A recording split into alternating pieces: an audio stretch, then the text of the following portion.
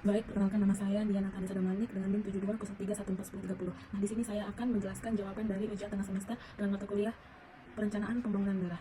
Langsung saja untuk mempersingkat waktu, yang pertama itu alasan pentingnya perencanaan pembangunan, yaitu menurut saya dengan adanya perencanaan ini diharapkan terdapatnya suatu pengarahan kegiatan, adanya pedoman bagi pelaksanaan kegiatan-kegiatan yang ditujukan kepada pencapaian tujuan pembangunan. Dan di sini penggunaan dari perencanaan pembangunan itu yaitu dapat mengalokasikan sumber-sumber pembangunan yang terbatas. Nah, dengan adanya terbatas. Nah, di sini dengan adanya perencanaan pembangunan diusahakan dihindarinya keborosan-keborosan suatu usaha untuk mencapai output atau hasil secara maksimal daripada penggunaan sumber yang tersedia. Nah, di sini juga saya akan menjelaskan kegiatan-kegiatan dalam suatu perencanaan, yaitu pertama meramalkan atau forecasting. Nah, di sini yaitu pekerjaan yang dilakukan seorang manajer dalam memperkirakan waktu yang akan datang dengan sistematis dan kontinu. Yang kedua itu menetapkan tujuan atau establishing objective, yang dimana di sini kegiatan ini harus dapat meramalkan hasil akhir dari suatu tujuan atau sasaran. Nah, yang ketiga itu mengacarakan atau programming. Cuman di sini itu kegiatan seorang pimpinan dalam menentukan urutan-urutan kegiatan guna pencapaian yang dimaksud dan tujuan serta menyusun prioritas dari kegiatan tersebut. Yang keempat itu yaitu menyusun tata waktu atau scheduling atau schedule. Dalam hal ini seorang pimpinan harus dapat menentukan atau mengatur urutan kegiatan yang akan dilaksanakan.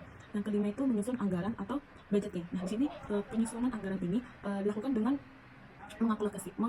mengalokasikan sumber-sumber yang dimiliki serta manfaatnya. Dan yang keenam itu mengembangkan prosedur atau developing prosedur. Nah, di sini dilakukan guna untuk menghemat atau penghematan efektivitas ataupun keseragaman dalam rangka pencapaian tujuan. Yang ketujuh itu yaitu menetapkan dan menafsirkan kebijakan atau establishing dan interpreting policy. Ini di mana seorang pimpinan harus dapat menetapkan dan menafsirkan kebijakan-kebijakan yang dibuatnya dan para bawahannya sehingga tidak terjadi kesalahpahaman ataupun kebingungan seperti itu. Nah, yang kedua yaitu jawaban kedua yaitu tahapan penyusunan rencana pembangunan di Indonesia, yaitu RPJP nasional yang berpedoman pada pembuatan RPJP provinsi.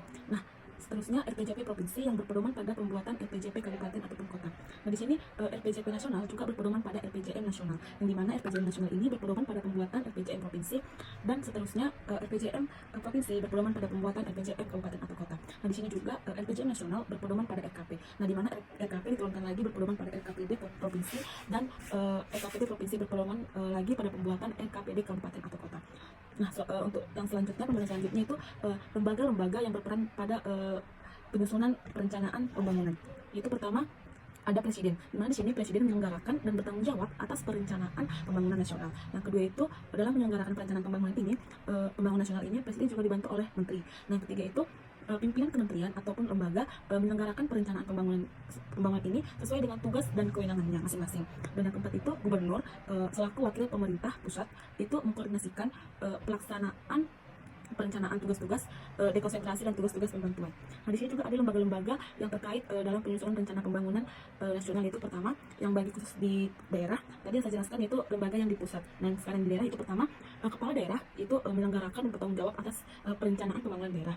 Nah, yang kedua itu dalam menyelenggarakan perencanaan pembangunan daerah, di sini kepala daerah dibantu oleh kepala bapeda. Nah, di sini pimpinan, yang ketiga itu pimpinan satuan kerja perangkat daerah itu menyelenggarakan perencanaan pembangunan daerah itu sesuai dengan tugas dan kewenangannya.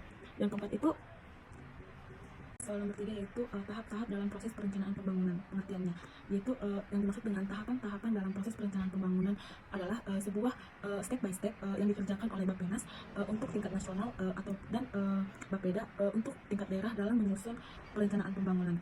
Baik, untuk pembahasan yang keempat yaitu secara garis besar ada 3 kelompok model perencanaan, yang mana itu model konsistensi, model optimasi, dan model simulasi. Di sini saya akan menjelaskan model perencanaan, yaitu model konsistensi.